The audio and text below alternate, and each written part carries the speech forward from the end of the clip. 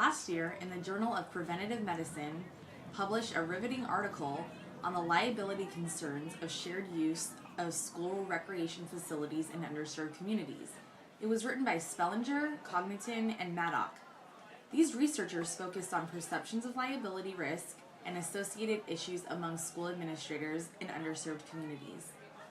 How did they do this? Through distributing and collecting surveys and assessing the data through descriptive statistics? But what is descriptive statistics?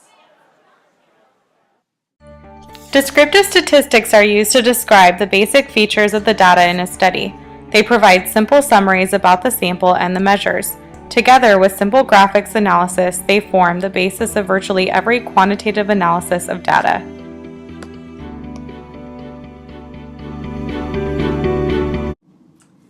The results of this study showed that the majority of respondents, 82.2%, indicated concern for liability should someone be injured on school property after hours while participating in a recreational activity.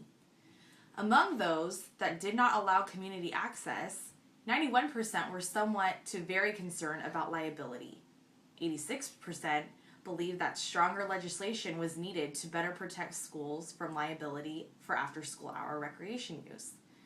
Among those who claimed familiarity with the state law that offered them limited liability protection, nearly 3/4 were nevertheless concerned about liability. But how did the researchers establish this? We go to Faith for more information now. Faith? The answer is simple. Descriptive statistics. In looking at these tables, you can see the results of the data collected. The data presented in the study is what is described through the tables. If the researchers had interpreted the data rather than describing what they saw, that would have been inferential statistics, which is usually what occurs in the conclusion of the study.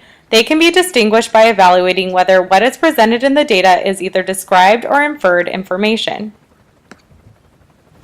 Back to you, Bridget. What it says here is by collecting extensive data and evaluating them through graphic representation, the authors of this study were able to summarize what they saw. Through this, they were able to conclude that liability concerns are prevalent among this group of school administrators, particularly if they had been involved in prior legislation. And even if they indicated that they were aware of laws that provided liability protection where use occurs after hours. Reducing these concerns will be important if schools are to become locations for recreation programs that promote physical activity outside stuff. Is there any way you could break this down for us on how they came to these conclusions? Well, Bridget, Wikipedia says it best. Descriptive statistics summarize data. For example, the shooting percentage in basketball is a descriptive statistic that summarizes the performance of a player or a team. This number is the number of shots made divided by the number of shots taken. A player who shoots 33% is making approximately 1 shot in every 3. One making 25% is hitting once in 4. The percentage summarizes or describes multiple discrete events. Or, consider the scourge of many students, the grade point average. This single number describes the general performance of a student across the range of their course experiences. Describing a large set of observations with a single indicator risks distorting their original data or losing important detail.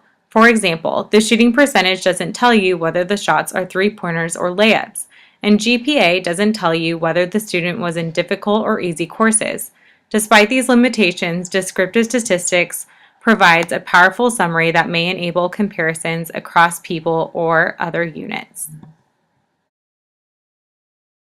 So, in short, the authors of this study extensively looked at graphic interpretations of the data collected and made a summary. Wow! This is some great information on how to use and apply descriptive statistics in the recreation field. Faith, how else might we be able to use this method in future research?